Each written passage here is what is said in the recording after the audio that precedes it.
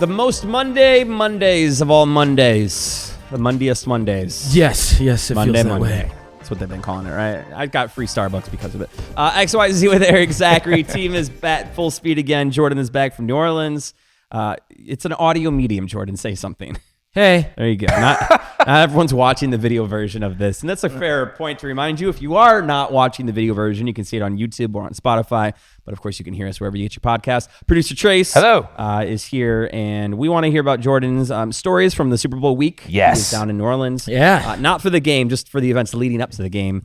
And then, of course, we have to talk about the Super Bowl halftime show. I want to get everyone's thoughts here round table. But before that, let's talk about Ed Sheeran getting shut down in India. He's been doing a lot of international concerts as of late in a lot of places that don't traditionally have international artists like himself.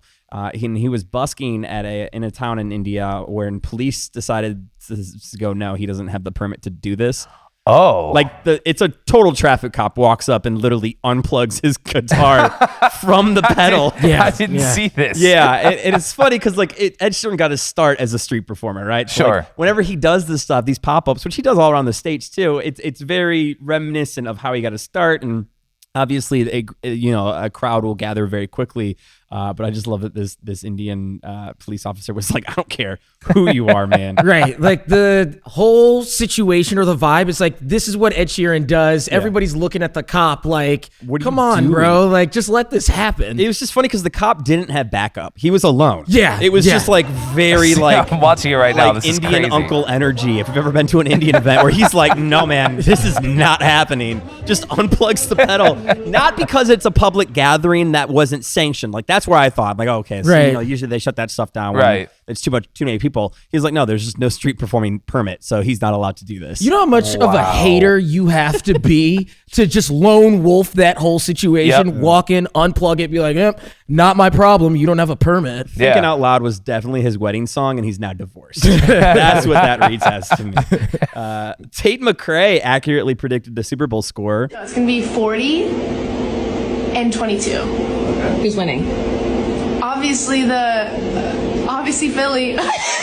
In 2023, she was asked, I think this is during a radio interview, and this isn't uncommon, by the way, when there's a major event coming up for TV host or radio host to get a celebrity's perspective on something. Right. And you hope that they get it right, because then that can go viral, and that's exactly what happened in 2023. I guess someone was talking to Tate and had her predict the score, I think for the Super Bowl of 2023 that the Eagles were in 2 years ago. Mm-hmm.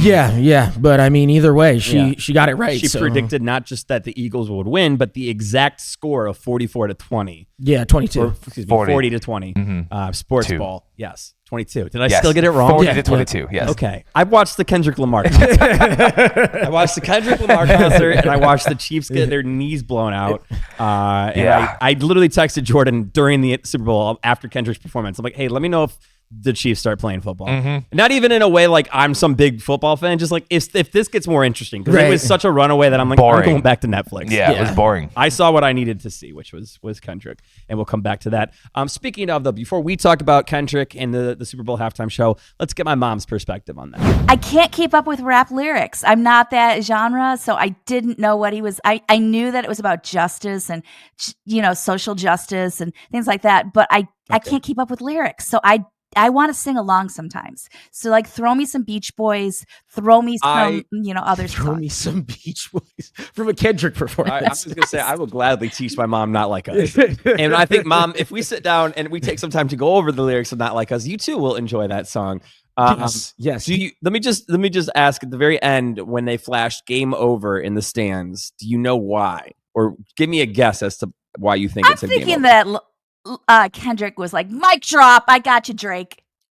Yeah, you are correct. Wildly shocked. Yeah. That she failed backwards into that. Yeah. All right. That surprisingly went better than I thought it would have gone. Yeah. Oh, yeah. Mm-hmm.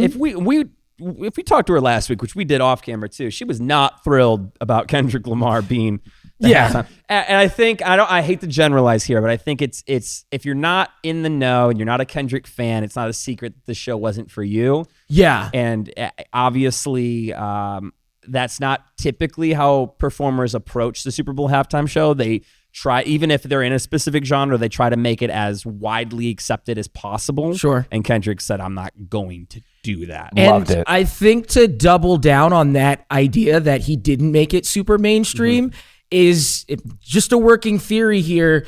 Drake messed up when he decided to sue UMG and Spotify. Yeah. Because even though they're at the top of the entertainment industry, that's a whole community. You know, it could have been Apple Music that he did this to. It could have been somebody else. So now that you've kind of turned your back on the establishment that made you who you are, everybody who makes these decisions are going to be like, yeah, if Kendrick wants to make this opportunity about burying your career, you tried to do it to the music industry. So give Kendrick all the green lights to go do that. Yeah, and I mean, listen, we could dissect Kendrick's halftime show. Obviously, I think it boils down to it was a wildly, I don't even want to call it a metaphor, but yeah, in your face metaphor for social justice issues that, you know, the African American man faces in modern US culture. That was widely apparent when you get Samuel L. Jackson to play Uncle Sam and basically say, hey, you're not dancing for us enough. You're not doing what we expect you to do. Clean up your act.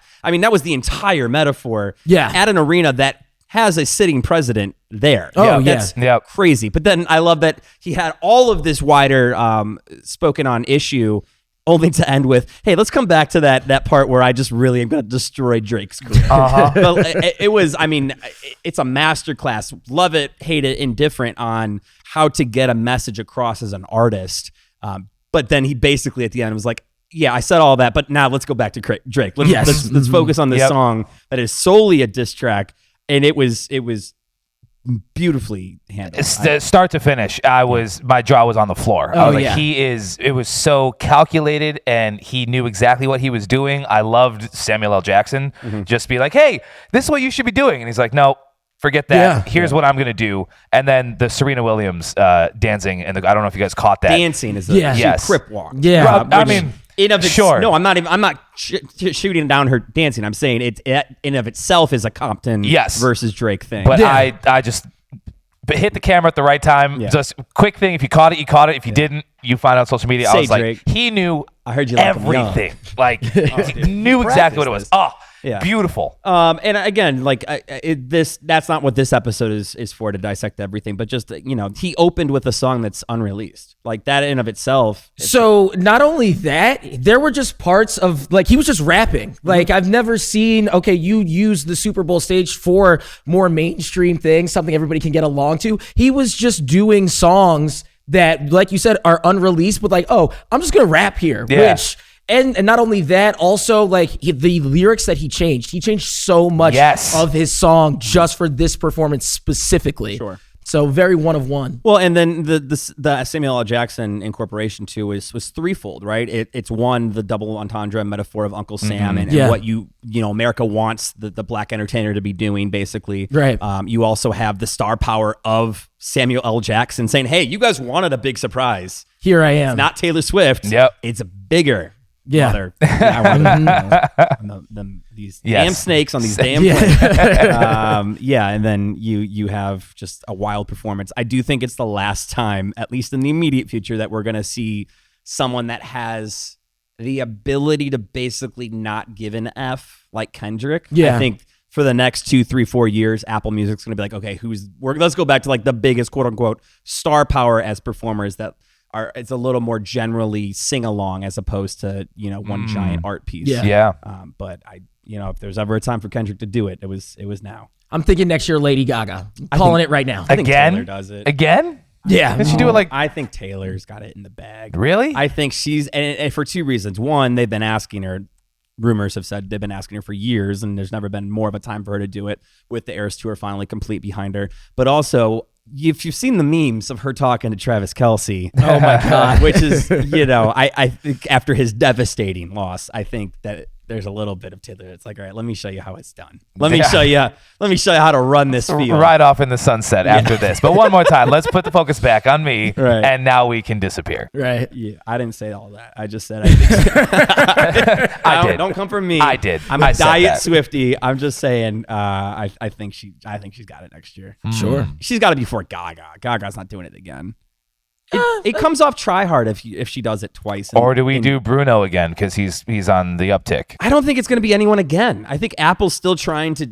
Super Bowl's generally been first-time, one-time performers unless they come back for a special reason or something. Sure. And I think Apple's still really trying to cement their name in it. Yeah. Because you had Rihanna, Usher, Kendrick, 3 wildly different shows. Yeah. I'm interested to see what they do next year. I mean, what I love about Apple is because it's so planned out now in terms of the choreography, not only from people performing, but the camera angles. There was a guy who ran on the field and did like a whole Free Palestine, Free Sudan thing. He held the flag up. Yeah, you wouldn't know unless you were on the internet because everything is choreographed.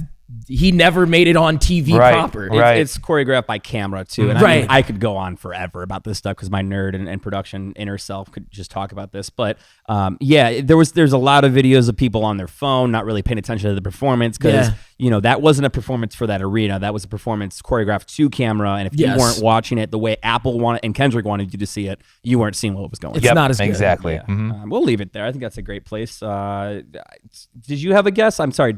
I know you guessed Gaga. I said Taylor Swift. Do you? Wait, he said no, Gaga. I said you Gaga. said Gaga. I said Gaga. Who'd you say? Bruno Mars.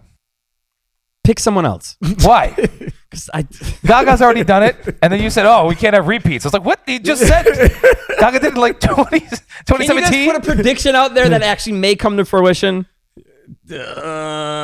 Shabuzi. What the is that? Honestly, Jordan. Sierra. What the It's XYZ. We'll see you tomorrow.